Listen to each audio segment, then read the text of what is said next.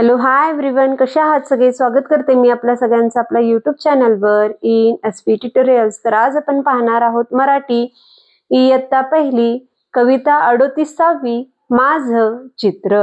माझं चित्र, सुंदर अशी कविता येथे देण्यात आलेली आहे. चला तर पाहून घेऊया कविता कशी तालासुरात म्हणून घ्यायची आहे. त्यानंतर या कवितेचे इथे आपण स्पष्टीकरण पाहून घेणार आहोत. ऐक व मन, ऐक व मन. चला तर कसं म्हणून गायचं आहे ते आपण पाहून घेऊया.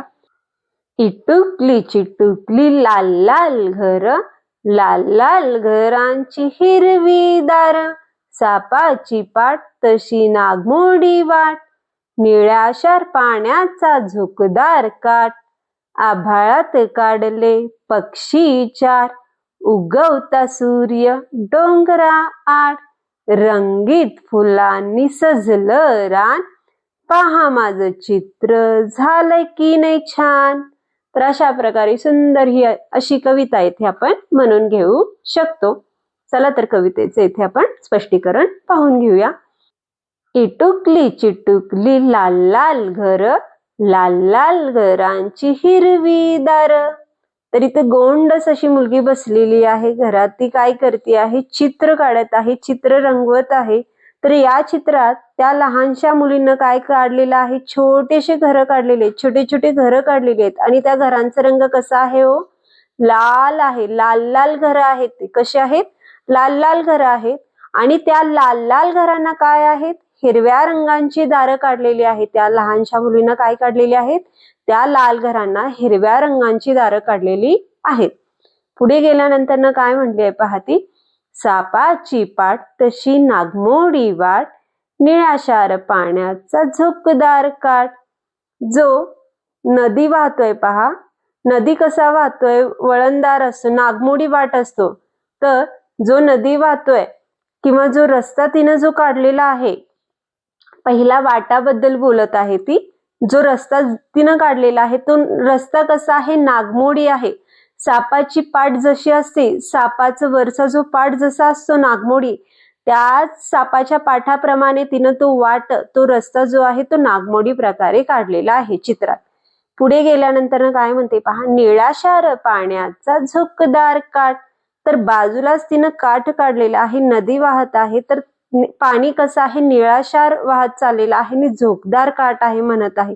तो सुद्धा काय करत आहेत? वळणदार काठ घेत चाललेला आहे. पुढे गेल्यानंतर काय म्हणत आहे पहा ती.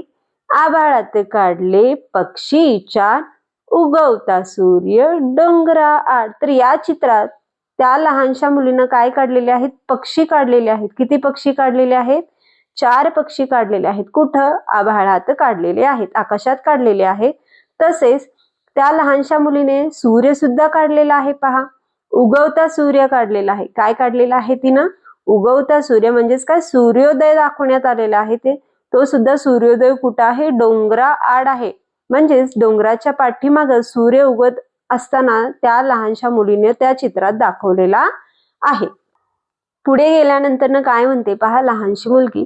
रंगीत फुलांनी सजलं रान, पहा माझं चित्र झालंय की नाही छान. त्या सगळ्या गोष्टी काढल्यानंतर त्या लहानशा मुलीनं काय केलेलं आहे? तो जो रस्ता आहे, आजूबाजूचा जो रान आहे, म्हणजेच काय जंगल किंवा वाट जी आहे, त्या रंगीत फुलांनी सजवून टाकलेला आहे. त्या रानाला, त्या वाटेला तिनं काय केलेलं आहे? आजूबाजूच्या जागेला रंगीत फुलांनी सजवलेला आहे. आणि सगळ्यांना काय म्हणते ती लहानशी मुलगी, छोटूशी जी गोंडस मुलगी आहे, ती काय म्हणते? पहा माझं चित्र, चित्र माझं पहा किती सुंदर काढलेलं आहे, झालंय की नाही छान. तर पहा माझं चित्र किती सुंदर आलेलं आहे, किती छान झालेलं आहे. ती असं आपल्याला म्हणून दाखवते. तर या कविताचे कवयित्री आहेत संगीता बर्वे. तर संगीता बर्वे यांनी खूप अशी सुंदर इथे कविता मांडलेली आहे. मुलांचे जे काही भावना आहेत ते या आपल्याला कवितेतून सांगितलेले आहेत. पुढे कृती देण्यात आलेली आहे पहा. यमक जुळणारे शब्द सांग असं म्हणलेलं आहे. पाठातून आपल्याला यमक जुळणारे शब्द शोधायचे आहेत. आपल्याला एक नमुना दाखवण्यात आलेला आहे पहा. घर दार, घर दार. तसेच घर लाल दार. तर रानला काय येईल पहा? रान छान, रान छान. तर पाठला काय येईल पहा, पाठ काठ, पाठ काठ. तर अशा प्रकारे यमक जुळणारे शब्द इथे आपल्याला लिहून घ्यायचा आहे आणि मुलांकडून याचा सराव करून घ्यायचा आहे. तर अशा प्रकारे आज आपण कविता 38वी माझं चित्र ही कविता पाहिलो. तर व्हिडिओ आवडल्यास लाईक करा, शेअर करा, सबस्क्राईब करा. पुन्हा भेटूया असेच अनेक व्हिडिओ घेऊन. Bye bye.